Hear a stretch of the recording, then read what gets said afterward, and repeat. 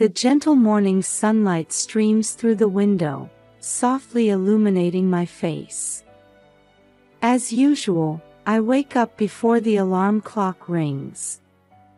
Even at 62, the habit from my 30 years as a high school teacher is hard to shake off. "Good morning, Eleanor," my husband George greets me with a sleepy voice from beside me. At 65, he still maintains his early rising habit from his days as a police officer, even after retirement. "Good morning, George." "Another beautiful day," I smile in response as I get up from bed. I open the curtains and take in the morning view of Cedarville, Ohio. It's a small college town of about 4,000 people, but it exudes a peaceful atmosphere with its lush greenery. As I prepare breakfast, I mentally organize today's schedule. Our son Mike and daughter-in-law Sarah are heading off to work, so we'll be looking after our 2-year-old grandson, Jacob.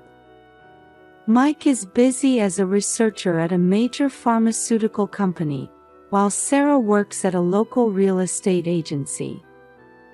Helping the young couple balance work and childcare is one of the joys of being grandparents.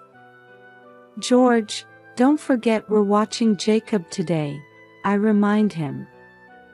"Oh, of course. I'm looking forward to it." George looks up from his newspaper with a smile. Taking care of our grandson has become one of our greatest pleasures in life. After breakfast, I take a walk around the neighborhood. I exchange greetings with neighbors along the way. "Good morning, Eleanor." Early as always, I see Mrs. Johnson calls out while tending to her garden. "Good morning, Linda." "Your garden looks lovely," I reply. "Thank you. I'm planning to sell some of these flowers at the church bazaar," she says. It's moments like these that remind me of the strong sense of community here. We've lived in Cedarville for over 40 years, and this warm community has become our cherished home. When I return home, I receive a call from Sarah. "Good morning, Mom. We'll be dropping off Jacob soon," she says. "Of course, Sarah. Don't worry about a thing," I assure her. As I hang up, I feel a slight twinge of mixed emotions. My relationship with Sarah isn't bad, but sometimes I sense differences in our values. We occasionally disagree on small things like child-rearing methods or household role division. However, for the sake of family harmony, I always try my best to be understanding. Just before noon, Mike brings Jacob over. "Mom, thanks again for today. We'll pick him up in the evening," he says. "All right, Mike. Take care," I reply. As I embrace Jacob, I feel warmth spread through my heart at my young grandson's innocent smile. "Grandma." Jacob laughs gleefully, throwing his arms around my neck. In the afternoon, while playing with Jacob in the garden, some neighborhood children join us. The sound of children's laughter fills the air, creating a peaceful atmosphere. "Eleanor, how about some tea?" George calls from the porch. "Thank you, George," I reply gratefully. We sit on the porch, watching our grandson and the neighborhood children play, enjoying a tranquil moment together. Our retirement life is filled with these small moments of happiness. In the evening, when Mike comes to pick up Jacob, he looks a bit tired. "What's wrong, Mike? Is something bothering you?" I ask, concerned. "Oh, it's nothing, Mom. Just busy at work." He trails off. I'm a bit worried about my son's demeanor, but I decide not to press further. The young couple must have their own concerns. As I lie in bed that night, I reflect on the day. Even in our peaceful daily life, I sense small worries and changes affecting each family member. I wonder what tomorrow will bring as I quietly close my eyes. After finishing my morning routine, I was waiting in the living room for Jacob to arrive. Mike's tired appearance yesterday was still on my mind, and I thought I'd try to have a more detailed conversation with him today. Outside the window, the soft early summer sunlight gently illuminated the streets of Cedarville. Suddenly, the doorbell rang. Looking at the clock, I realized it was too early for Mike to arrive. I wonder who that could be, I thought as I headed towards the door. When I opened the door, 2 police officers were standing there. One was a man in his 50s, and the other was a younger woman in her 30s. They were both in uniform, but something felt off. "Good morning, Mrs. Thompson. We're here to discuss a matter with you," the older officer said. "Yes, what can I help you with?"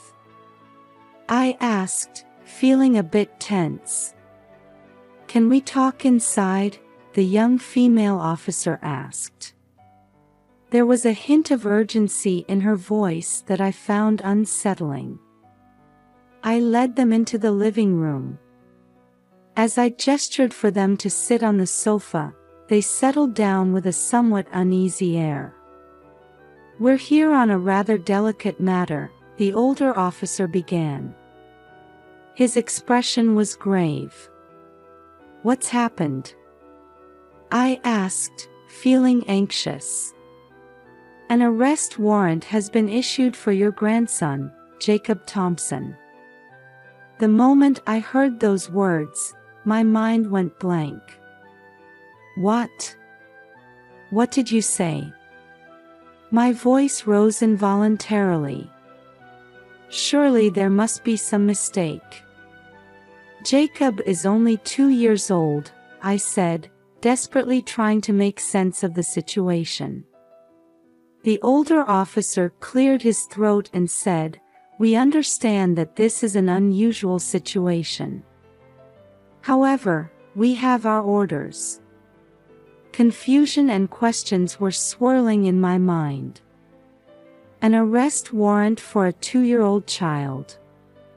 How could that be possible? Even when George was in the police force, I'd never heard of anything like this. What exactly is he being charged with? I asked, trying to maintain my composure. The young female officer answered, "We can't disclose the details, but we have information suggesting involvement in a serious economic crime." Hearing those words, I became even more bewildered. A 2-year-old child involved in an economic crime. It made absolutely no sense. This must be a mistake. Jacob is truly just a 2-year-old child. He can't even count money by himself, let alone commit an economic crime, I explained desperately. The 2 officers exchanged glances. I sensed something akin to nervousness in their demeanor. "Mrs. Thompson, we understand the unusual nature of this situation. However, we have orders from above." The older officer began, but the younger one interjected. "Actually, there is a way to resolve this situation," she said. I listened intently. "If you pay bail, we won't need to take Jacob into custody," the young officer explained. Bail? How much? I asked, trying to maintain my composure despite my agitation. $100,000. I gasped when I heard the amount. $100,000. Such a large sum, I couldn't possibly. We can arrange for installments. $30,000 now, and the rest can be paid later, the older officer quickly added. The feeling that something was very wrong grew stronger within me. Police procedures couldn't possibly be this simple. And the behavior of these two officers was strange. Could I have some time to think about this? I'd like to consult with my husband, I said, trying to buy some time. The two officers visibly tensed. But this is an urgent matter. I understand. But we're talking about a large sum of money. I need a little time, I said firmly. The officers reluctantly stood up. All right, we'll return in 2 hours. Please make your decision by then. As I saw them off, various questions were swirling in my mind. Was this really an official procedure? Why would there be an arrest warrant for a 2-year-old child? And were these two really police officers? After closing the door, I took a deep breath. I needed to think calmly. First, I should call George. He would know about police procedures. And I needed to contact Mike and Sarah too. As I reached for the phone, I felt a sense of unease along with a premonition that something big was about to happen. I let out a deep sigh as I hung up the phone. My conversation with George had made the abnormality of this situation even clearer. Eleanor, listen carefully. George's voice had maintained its usual calm. First of all, it's almost impossible for an arrest warrant to be issued for a 2-year-old child. Also, the police would never directly demand bail money. This is most likely a scam. Recalling George's words, I started jotting down notes. I listed the suspicious points about the two individuals posing as police officers, the slight oddity in their uniforms, their nervous behavior, their demand for immediate bail payment. As I wrote each point down, it became increasingly clear how many suspicious elements there were. Looking out the window, I saw Mrs. Johnson working in her garden. She might have noticed something. I went out to the garden and called out to her over the fence. Linda, do you have a moment? What is it, Eleanor? Is something worrying you? Mrs. Johnson approached, taking off her soil-covered gloves. I briefly explained the situation. Mrs. Johnson's expression changed to one of surprise and concern. Oh my, what a terrible thing. She frowned. Come to think of it, I did see an unfamiliar car parked earlier. It looked like a police car, but something seemed off about it. My heart raced at this information. What kind of car was it? Mrs. Johnson provided me with details. The make, color, even part of the license plate number. I hurriedly wrote it all down. Thank you, Linda. This is very helpful. Back in the house, I tried calling Mike. But there was no answer. I left several messages on his voicemail, but received no response. Anxiety spread through my chest. Next, I tried calling Sarah, and she answered immediately. "What is it, Mom?" There was an odd uneasiness in Sarah's voice. "Sarah, something serious has happened. It's about Jacob." As I began to explain the situation, Sarah's reaction was strange. Rather than surprise or concern, I sensed something more like panic. "I see. But Mom, shouldn't you just do what the police say?" I felt uneasy about those words. The normal Sarah would have been much more agitated. "Sarah, do you know something about this?" "No. Nothing." Her voice was trembling. "Sorry, Mom. I'm at work right now. I'll call you back later." The call ended. Various questions swirled in my head. Sarah's behavior was clearly unusual. Was she hiding something? Looking at the clock, I realized it was almost time for the fake officers to return. I hurriedly began my preparations. I went over the response methods George had taught me and prepared to gather evidence. I slipped a small voice recorder into my pocket and made sure my phone camera was ready. The doorbell rang. I took a deep breath and headed for the door. In my mind, I organized all the information I had gathered.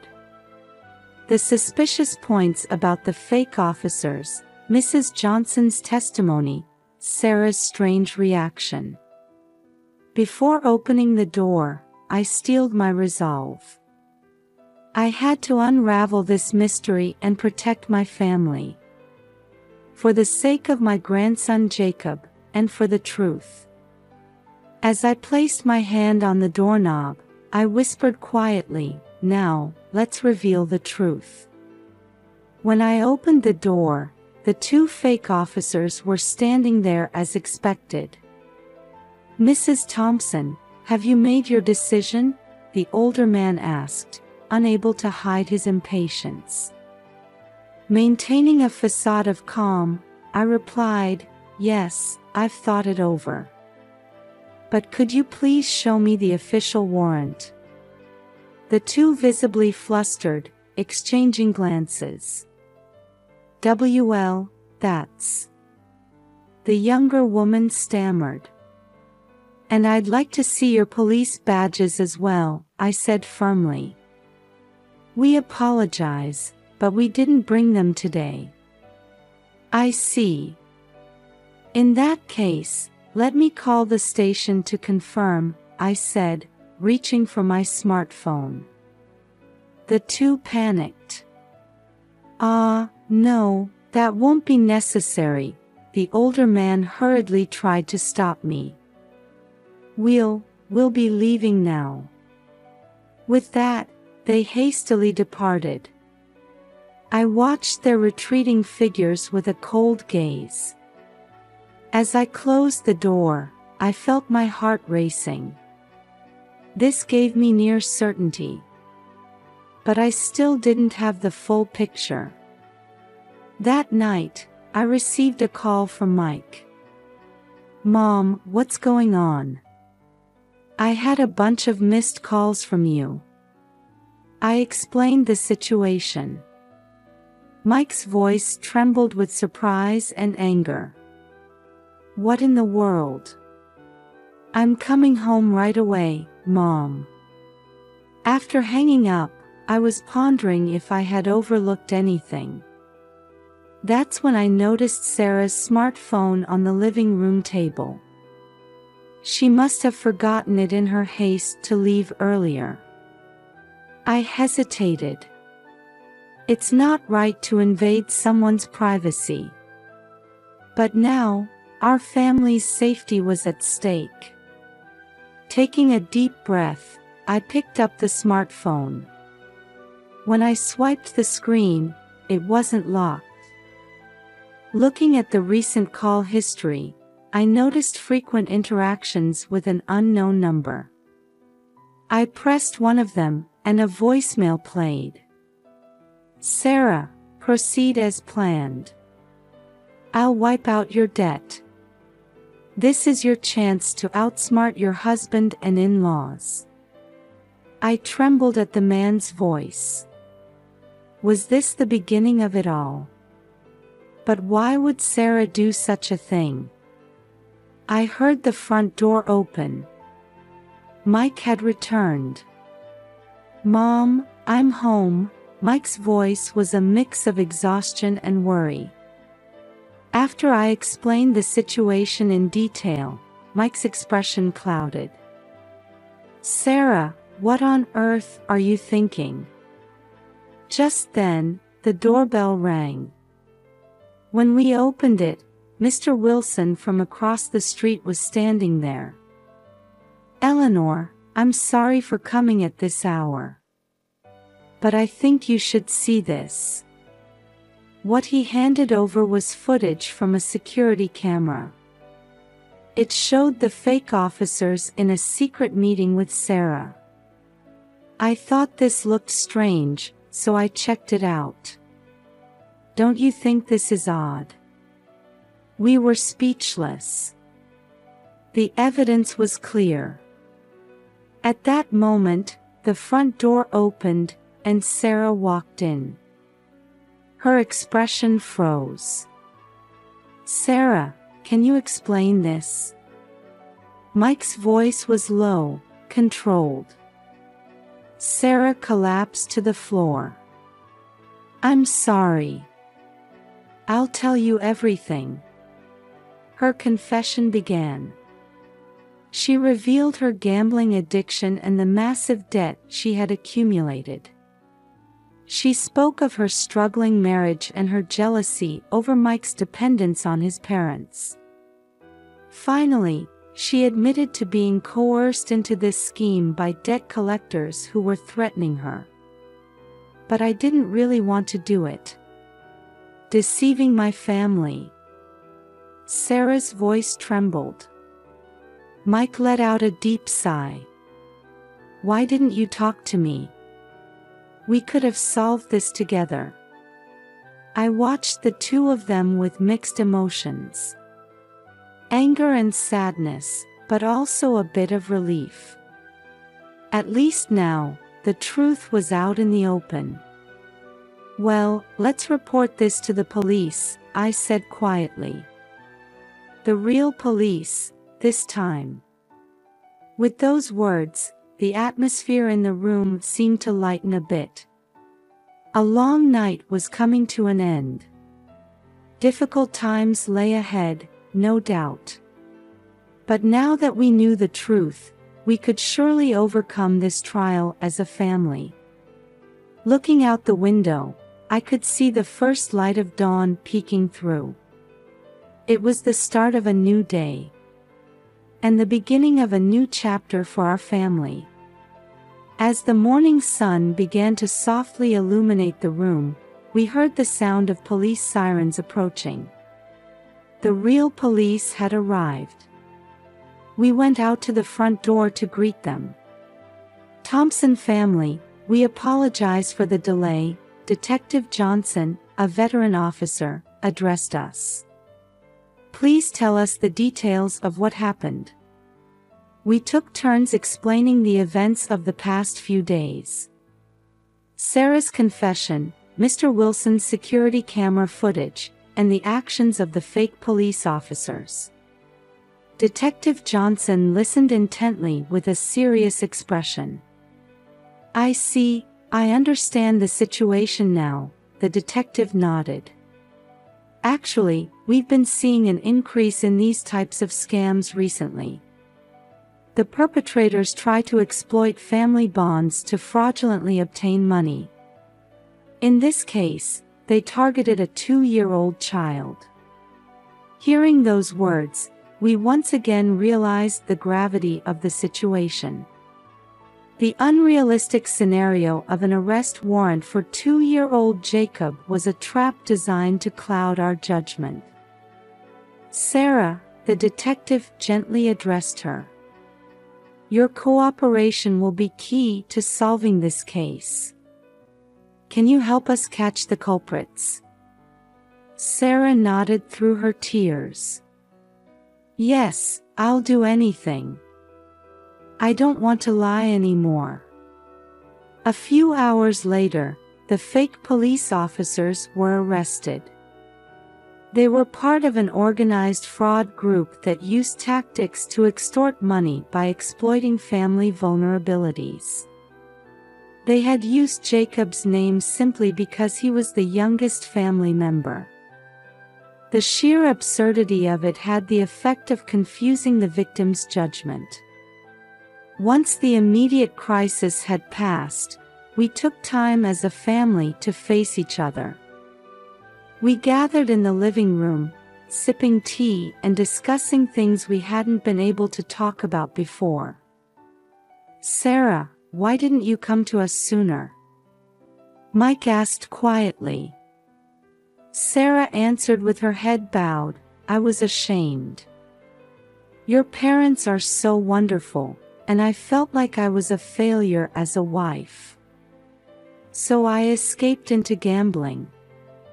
I took Sarah's hand. "You're not a failure as a wife, dear. Everyone has their own struggles. What's important is that we overcome them together." Mike nodded in agreement. "That's right, Sarah. You don't have to bear this burden alone. From now on, let's talk about everything." Sarah's eyes welled up with tears at those words. "I'm so sorry. Thank you."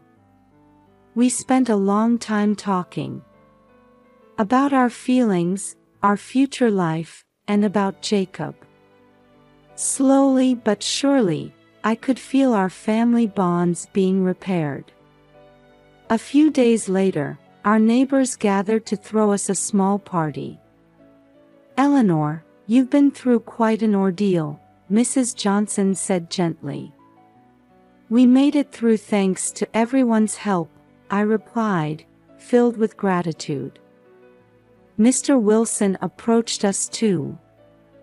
"I'm glad that footage was useful. If you ever need anything, just let me know." I felt a warmth in my chest, touched by the kindness of our community. In the middle of the party, Jacob came running to me. "Grandma." As I picked him up, I found myself tearing up. We had all come together as a family to protect this child. That night, I stepped out into the garden alone to look at the stars.